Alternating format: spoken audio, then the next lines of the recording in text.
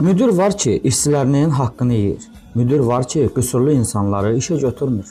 Müdür var ki, tabeliyindəki qadınlara cinsi istismar məqsədi ilə təmas salır. Müdür var ki, öz vəzifəsindən, gücündən işçilərə qorxu, gözdağı, təzyiq vasitəsilə, məsələn, işdən çıxaracağı, çörəklərinə bais olacağı təəssüratı yaradıb, onların çarəsizliyindən həzz alaraq öz haqsızlıqlarına, susmalarına məcbur edir.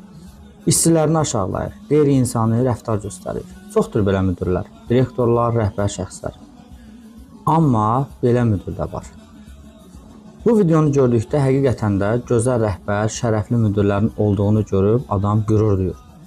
Və onun ölkənin ən böyük televiziyalarından birinə rəhbərlik etdiyini nəzərə alsaq, çox nümunəvi təbliğ olması xarakter və hərəkətdir.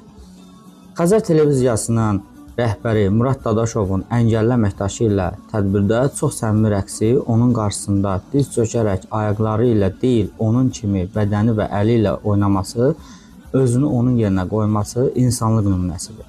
Bu çox müdirə, eləcə də insana dərs olası, örnək olmalı addımdır.